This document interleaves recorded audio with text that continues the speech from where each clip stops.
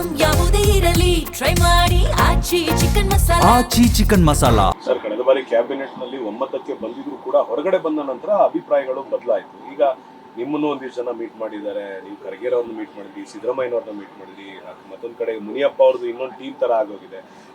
ಯಾವ ಕಾರಣಕ್ಕೆ ಭಿನ್ನಾಭಿಪ್ರಾಯಗಳು ಇದ್ದೇ ಇರುತ್ತೆ.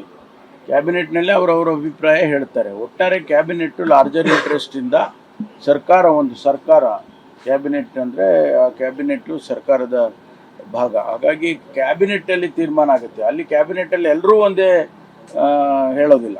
ಅವರವರ ಅಭಿಪ್ರಾಯ ಅವ್ರವ್ರು ಹೇಳ್ತಾರೆ. ಅಂತಿಮವಾಗಿ ಲಾರ್ಜರ್ ಇಂಟ್ರೆಸ್ಟ್ ಇಂದ ಒಂದು ತೀರ್ಮಾನ ಆಗುತ್ತೆ. ಅದನ್ನೇ ನಾವು ಕ್ಯಾಬಿನೆಟ್ ಡಿಸಿಷನ್ ಅಂತ ಕರಿತೀವಿ. ಹೊರಗಡೆ ಬಂದಾಗ ಅವ್ರವ್ರ ಅಭಿಪ್ರಾಯ ಹೇಳ್ಕೋಬಹುದು. ನಿನ್ನೆ ನಿಮ್ಮ ಇಲಾಖೆಯಲ್ಲಿ 8,100 ಪೊಲೀಸ್ ಹುದ್ದೆಗಳಿಗೆ ನೇಮಕಾತಿಯನ್ನು ಹೊರಡಿಸಿದ್ದೀರಾ, ನೇರ ನೇಮಕಾತಿ. ಒಳ ಮೀಸಲಾತಿ ಅಪ್ಲೈ ಮಾಡ್ಕೊಂಡಿಲ್ಲ ನಿನ್ನೆ. ಇಲ್ಲ, ಅದು ರಿಕ್ರೂಟ್ಮೆಂಟ್ ಮಾಡ್ತಾರೆ, ಮಾಡಲೇಬೇಕು. ಅದರಲ್ಲೇನು ಎಕ್ಸೆಪ್ಷನ್ಸ್ ಏನು? ಬಿಜೆಪಿ ಹೋರಾಟ ಯಾವ ಇಲಾಖೆಗೂ ರಿಸರ್ವೇಶನ್ ಎಕ್ಸೆಪ್ಷನ್ ಕೊಡೋದಿಲ್ಲ. ಮೀಸಲಾತಿ ಅಪ್ಲೈ ಎಲ್ಲ ಅದನ್ನ ಮಾಡ್ತಾರೆ. ಅದು ತೀರ್ಮಾನ ಆಗ್ಬೇಕಲ್ಲ.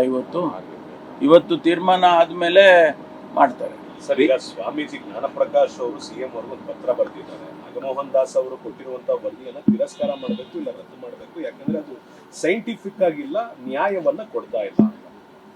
ಅವ್ರ ಅಭಿಪ್ರಾಯ ಅವ್ರು ಹೇಳಿದ್ದಾರೆ. ಅವರಿಗೆ ಏನು ಅನಿಸಿದೆ ಅನ್ನೋದನ್ನ ಅವರು ಸ್ಪಷ್ಟವಾಗಿ ಮುಖ್ಯಮಂತ್ರಿಗಳ ಗಮನಕ್ಕೆ ತಂದಿದ್ದಾರೆ. ಹಿಂದೆನೂ ಕೂಡ ಅದೇ ರೀತಿ ಆಗಿತ್ತು. ಆದರೆ ಅಂತಿಮವಾಗಿ ಸರ್ಕಾರ ತೀರ್ಮಾನ ಅಲ್ವಾ, ಸರ್ಕಾರದ ತೀರ್ಮಾನ. ಬಿಜೆಪಿ ಸರ್ಕಾರ ಕುಂಟುನೆಪ ಹೇಳ್ತಾ ಇದೆ. 56ಕ್ಕೆ ನೇಮಕಾತಿ ಮಾಡಬೇಕು, ಅದರಲ್ಲೂ 17ಕ್ಕೆ ಒಳ ಮೀಸಲಾತಿ ಕೊಡಬೇಕು ಅನ್ನುವಂತಹ ಅವರು ರಾಜಕೀಯ ಮಾಡ್ತಾರೆ. ಇದರಲ್ಲಿ ಅವ್ರಿಗೂ ಗೊತ್ತಿದೆ 56 ಕೊಡಕ್ ಬರೋದಿಲ್ಲ ಅಂತ ಹೇಳಿ. ಆದ್ರೆ ರಾಜಕೀಯ ಕಾರಣಕ್ಕಾಗಿ ಅವರು ಎಲ್ಲರನ್ನು ಪ್ರಚೋದನೆ ಮಾಡಿ ಪ್ರಚೋದನೆ ಮಾಡೋದು ಎಲ್ಲ ಮಾಡ್ತಾರೆ. ಅದು ರಾಜಕೀಯ. ಅದು ಎಲ್ಲರಿಗೂ ಸ್ಪಷ್ಟವಾಗಿ ಗೊತ್ತಾಗ್ತದೆ ಭಾರತೀಯ ಜನತಾ ಪಾರ್ಟಿಯವರು ರಾಜಕಾರಣ ಮಾಡ್ತಿದ್ದಾರೆ ಅಂತ. ಹಾಗಾಗಿ ನಾವು ಕೂಡ ಕಾನ್ಶಿಯಸ್ಲಿ ಕಾನೂನಿನ ಚೌಕಟ್ಟಿನಲ್ಲಿ ಏನಿದೆ ಅದನ್ನೇ ಮಾಡ್ತೀವಿ ನಾವು. ಖರ್ಗೆ ಅವರ ಜೊತೆ ಬೇರೆ ಗೊಂದಲದ ಬಗ್ಗೆ ಬೇಗ ಬಗೆಹರಿಸಿ ಅಂತ ಮನವಿಗೆ ಅಲ್ಲ, ಅವರು ಅಖಿಲ ಭಾರತ ಕಾಂಗ್ರೆಸ್ ಪಕ್ಷದ ಅಧ್ಯಕ್ಷರು. ಎಲ್ಲ ರಾಜ್ಯದಲ್ಲೂ ಇಂಥ ಸಮಸ್ಯೆಗಳು ಬಂದೇ ಬರುತ್ತೆ. ಅವರನ್ನು ನಾವು ಒಂದು ರಾಜ್ಯಕ್ಕೆ ಸೀಮಿತ ಮಾಡೋಕ್ಕೆ ಆಗೋದಿಲ್ಲ. ಆದರೆ ನಾವು ಕರ್ನಾಟಕದ ಮಟ್ಟಿಗೆ AICC ಅಧ್ಯಕ್ಷರು ಅಂತ ನಾವು ಅವ್ರ ಗಮನಕ್ಕೆ ತರಬೇಕು. ನಾಟ್ ಆಸ್ ನಮ್ಮನ್ನು ಪ್ರತಿನಿಧಿಸ್ತಾ ಇದ್ದಾರೆ ಅಂತ ಅಲ್ಲ. ನಾವು ಡೆಲ್ಲಿಗೆ ಹೋಗಿ ಈಗ ಬೇರೆಯವರು ರಾಹುಲ್ ಗಾಂಧಿ ಅವರು ಅಥವಾ ಸೋನಿಯಾ ಗಾಂಧಿ ಅವರು ಅಧ್ಯಕ್ಷರಾಗಿದ್ದರೆ ನಾವು ಅಪಾಯಿಂಟ್ಮೆಂಟ್ ತೊಗೊಂಡು ಅವ್ರಿಗೆ ಹೋಗಿ ಹೇಳ್ತಾ ಇತ್ತು.